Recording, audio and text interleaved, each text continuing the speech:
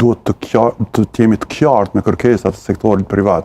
Nuk e ka kundërshtuar Komiteti i Biznesit ngritjen e çmimit të energjisë elektrike, përkundër asaj që është mjaft e lartë krahasuar me shumë indikatorë dhe parametra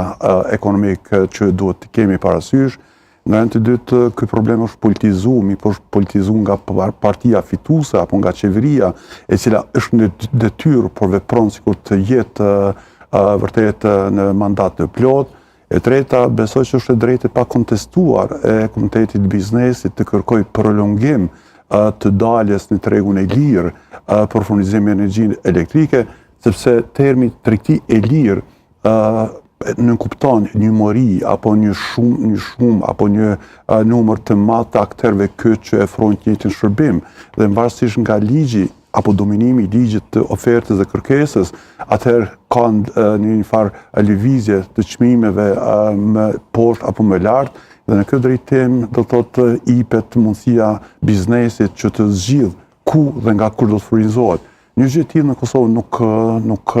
ekziston. Përkundër asaj që në rregullatorin e energjisë elektrike zyrtarisht thuhet që janë afër 21 kompani, kanë qenë 19 të licencuara,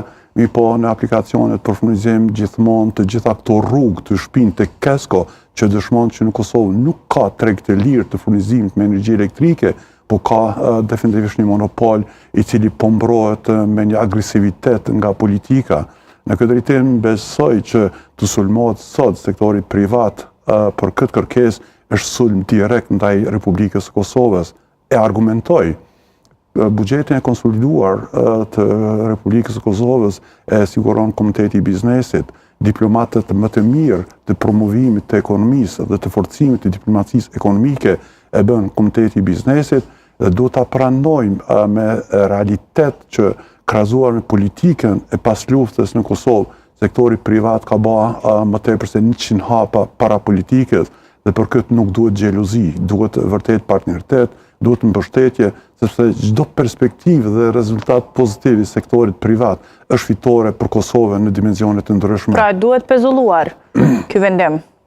Derisa nuk ka alternativa për përfundizim dhe derisa nuk ka dialog të mirëfillt, mos harroni në 4 vitet e fundit pothuajse dialogu dhe partneriteti publiko-privat ka qenë në pikën më kritike, kur nuk ka dialog dhe partneritet, si mund të zgjidhen problemet e grumbulluara, dhe nëse një qeveri apo institucionet e një shteti e shohin biznesin si armik për ta gjobitur dhe për ta ngarkuar dhe jo për ta mbështetur dhe për t'ia lehtësuar aktivitetet biznesore, vërtet është mjerimi që pret atë shtet. Në këtë drejtim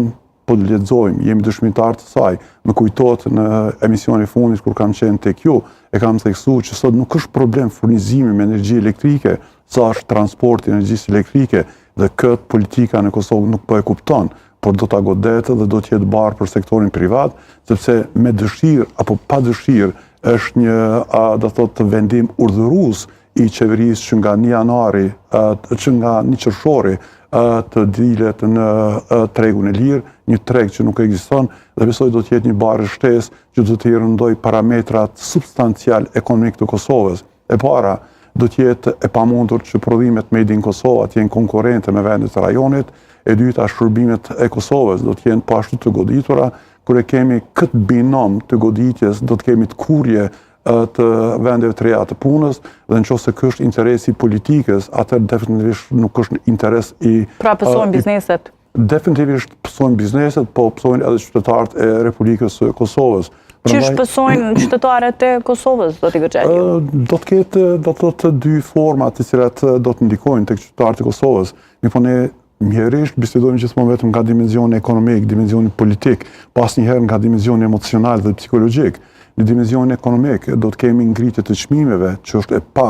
evitueshme. Për 2 fish më shumë? Ndoshta më tepër, sepse nëse thuhet sot që faktura apo rryma është e shtrajtuar vetëm për 16.1% nuk është e vërtetë, sepse për bizneset do të jetë shumë fishe dhe këtë po e dëshmojnë ulëmtimet e sektorit privat, prandaj çmimet do të jenë të goditura në mënyrë drastike. E dyta, kur kemi ngritje të çmimeve, ne do të kemi, do thotë, ullje të konkurrenshmërisë, prodhimeve kosovare dhe do t'jene pamundur, t'jene konkuruse, jo të në vendin tonë, po edhe në rajon dhe me gjërë, dhe kur kemi të kurja apo ramje të shitjeve, definitivisht do të